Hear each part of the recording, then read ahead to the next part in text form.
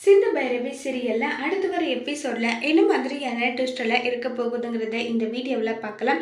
சிவா சிந்து கிட்ட கேட்குறாங்க, அது சாதாரண ஒரு பொருள் சிந்து, அது எரிஞ்சதுக்கு நீ கவலைப்படுற, உன் கை முழுக்க பார்த்தியா தீக்காயம் ஆயிருக்கு, அதை பற்றி கொஞ்சமாவது நீ கவலைப்படுறியான்னு சொல்கிறாங்க. எனக்கு என்ன ஆனாலும் அதை பற்றி எனக்கு கவலை கிடையாது டாக்டரே, உனக்கு மட்டும் உன்னுடைய பொருளுக்கோ ஏதாவது ஒன்று ஆச்சுன்னா அதை என்னால் தாங்கவே முடியாது, இதையெல்லாம் எத்தனை வருஷமாக நான் சேர்த்து வச்சிருந்தேன் தெரியுமான்னு சொல்லி ஃபீல் பண்ணிட்டு இருக்காங்க.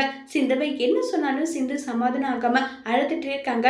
ஒரு கட்டத்துல சிவா வந்து, இங்க பாரு சிந்து, இதுக்கு முன்னாடி உன் கண்ணுக்கு தெரியாம நான் போயிட்டு இருந்தேன், அதனால வந்து நீ என்னுடைய பொருள் எல்லாம் ஞாபகார்த்தமா என்ன வந்து பார்த்துக்கிட்டு இருந்தியா, இப்ப நான் உன் கண்ணு முன்னாடியே தானே இருக்கேன், நீ டாக்டரின் ஒரு வார்த்தை கூப்பிட்டா போதும் உன் கண்ணு முன்னாடி வந்து நிக்க போற, அப்புறம் எதுக்காக என்னுடைய பொருள் எல்லாம் சொல்ல சிந்துன்றாங்க.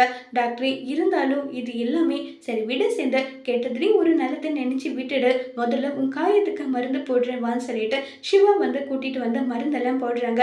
எதுக்கும் நீ அழக்கூடாது, நீ சிரிச்சா நீ என்ன பண்ணாலும் அதை நான் ரசிக்கிறேன், ஆனா நீ அழுகிறது மட்டும் என்னால தாங்கிக்கவே முடியறதில்ல சிந்து, இனி என் கண்ணு முன்னாடி எப்பவுமே நீ அழவே கூடாது, எப்பவுமே நீ சிரிச்சுக்கிட்டே இருக்கணும், பாரு காயம் எவ்வளவு ஆழமா இருக்கு, இன்னும் அதிகமா இருந்தா என்ன பண்ணிருப்பேன், நான் செத்து போயிருந்தா கூட நான் அதை பத்தி கவலைப்பட்டிருக்க மாட்டேன், அந்த பொருள் வந்து நல்லா இருந்திருந்தா அதை நினைச்சு சந்தோஷப்பட்டிருப்பேன்னு சொல்லிட்டு சிந்து சொல்றாங்க. சிந்துவோட அன்பை சிவா புரிஞ்சுப்பாங்களா இல்லையாங்கிறத வரப்போற எபிசோட்ல வெயிட் பண்ணி பார்க்கலாம். தேங்க்யூ.